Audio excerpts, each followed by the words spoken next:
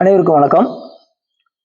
El Nino வெப்ப தாக்குதல்கள், இந்த தாக்குதலிருந்து நம்ம எப்படி நம்மளை தற்காத்துக் கொள்ள வேண்டும் என்ற பகுதியை நாம் தொடர்ந்து பார்த்து வருகிறோம்.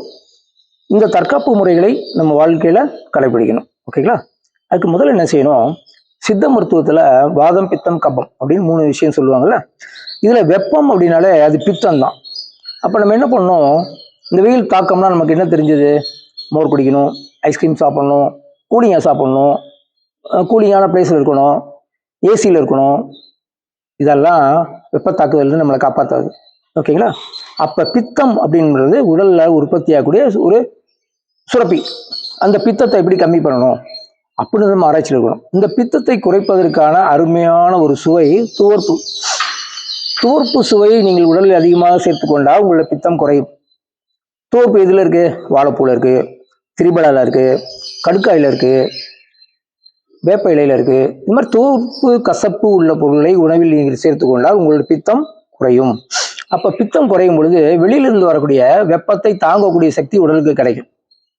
நம்ம என்ன பண்ணுறோம், உள்ள கூலிங் பண்ணுறோம். கூலிங் பண்ணாலும் வெப்பத்திலிருந்து நம்ம தப்பிக்கவே முடியாது. உள்ள இருக்க சுரப்பிகளை பெர்ஃபெக்ட் பண்ணால் இந்த வெளியில் உள்ள வெப்பத்தை தாங்கக்கூடிய சக்தி உடலுக்கு கிடைக்கும். அதுக்கு உடலின் எதிர்ப்பு சக்தி இல்லை, எதிர்ப்பு ஆற்றலை நாம் அதிகப்படுத்த வேண்டும். அப்போ எதிர்ப்பு ஆற்றலை அதிகப்படுத்தக்கூடிய உணவுகள் என்ன அப்படின்னு பார்க்குறப்ப சுவையில் துவர்ப்பும் கசப்பு. அப்போ துவர்ப்பும் கசப்பும் கலந்த பொருள்களை நீங்கள் உணவிலோ இல்லை கஷாயமாவோ ஒரு சிறப்பாவோ நீங்கள் தொடர்ந்து சாப்பிட்டுட்டே வரணும். வந்தீங்கன்னா நோய் எதிர்ப்பாற்றல் உங்களுக்கு வரும் பொழுது வெளியில் இந்த தாக்கம் உங்களை எதுவும் செய்யாது. ஓகேங்களா? அடுத்தது குளிக்கிறது ரொம்ப முக்கியம். இந்த வெப்பத்தை எப்படி குறைக்கலாம்னா, காலையில் 6 மணிக்கு முன்னால், 5 மணிக்கு கூட இன்னும் சூப்பர். உச்ச காலத்தில் நீங்கள் தலைக்கு குளிச்சிட்டிங்கன்னா பச்சை தண்ணியில் அன்றைய பொழுது எவ்வளோ வெயில் அடித்தாலும் சரி அதை தாங்கக்கூடிய சக்தி உடலுக்கு வந்துடும். அதான் சிம்பிளான ஒரு டெக்னிக். நீங்கள் 8 மணிக்கு சமையல் பண்ணி டிஃபன் சாப்பிட்டு வேலையெல்லாம் முடிச்சுட்டு அப்புறம் மத்தியானம் சமையல் செஞ்சு வச்சுட்டு அப்புறம் குளிக்கணும்னா உடலில் அழுக்கு தான் போகும். உங்கள் உடலில் வெப்பத்தை தாங்கக்கூடிய சக்தி உடலுக்கு தோலுக்கு இருக்காது. அப்போ நம்ம என்ன செய்யணும், இந்த வெப்ப காலத்திலேயாவது முடிந்த அளவுக்கு 6 மணிக்கு முன்னால் தலைக்கு குளிச்சிடணும். அந்த மாதிரி குளிச்சிங்கன்னா அன்று பகல் முழுவதும் தாக்கக்கூடிய வெப்பத்தை தாங்கக்கூடிய திறன் உங்கள் தோலுக்கும் உடலுக்கும் வந்துவிடும். அவ்வளோதான். நீங்கள் உள்ள குளிர்ச்சியான பொருளாக போட்டால் அது நல்லாகும்னு நினைக்கிறீங்க. அப்படி கிடையாது. முதல்ல பச்சை தண்ணியில் குளிங்க. ரொம்ப சீக்கிரம் 5 மணி 5:30 மணிக்கு குளிங்க. இந்த குறிப்பிட்ட காலத்து வரைக்குமாவது.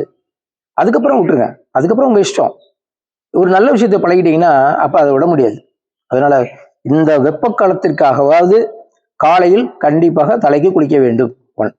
2வது, மாலை வேலையெல்லாம் முடிச்சுட்டு பாடி வாஷ் கண்டிப்பாக மார்னிங்ல இருந்து ஈவினிங் வரைக்கும் செய்த வேலை உழைப்பு, அதில் உள்ள வேர்வை, அந்த அயற்சி, இதுக்கு ஒரு வடிகால் என்னது, ஈவினிங் குளிக்கிறது. அதில் மாலையிலையும் நீங்கள் ஒரு தடவை உடல் வரைக்குமாவது குளிச்சிருங்க. இன்னொன்று, என்ன சோப் போட்டால் ரொம்ப நல்லது அப்படின்னு நினைக்காதீங்க. வெறும் கையில் ஈரத்தில் உடலை நல்லா எல்லா இடமும் தேய்ச்சி குடிங்க.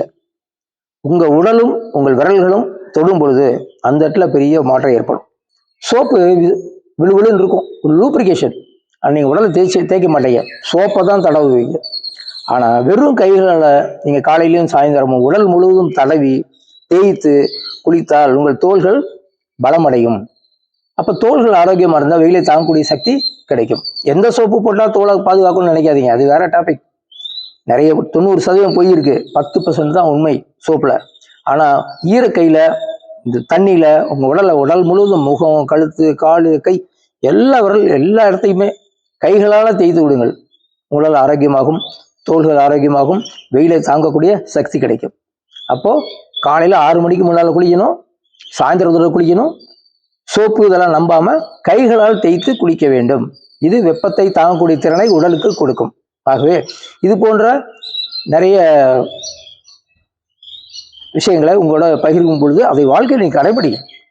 சும்மா கேட்டோம் நாங்களும் பார்த்துட்டோம் அப்படிலாம் இல்லை. வெயில் தாக்குதல் ரொம்ப அதிகமாக ஏற்பட்டால் என்ன ஆகும், அம்மை நோய்கள் ஒரு காலத்தில் வந்தது, கழிச்சல் நோய் ஒரு நோய் வரும், பறவைகள் மூலமாக நோய் வரும். இதெல்லாம் எதிர்க்கக்கூடிய ஆற்றல் நமக்கு இருந்தால் அதை பற்றி கவலைப்பட வேணாம். அதனால நிறைய விஷயங்கள் இருக்கு. அதில் ஒன்று தான் என்னது, உங்கள் உடலை ஆரோக்கியமாக வச்சுக்கிறது, அதாவது உங்கள் நோய்களை கட்டுப்பாட்டில் வைத்துக் கொள்வது. 2வது குளித்தல் முறை, மூன்றாவது தோற்பு சுவை, கசப்பு சுவை உடலில் சேர்த்துக் கொள்வது. இதை கடைபிடியுங்கள். வெப்பத்தாக்குதலிருந்து நம்மை நாமே தற்காத்துக் கொள்ளலாம். நன்றி.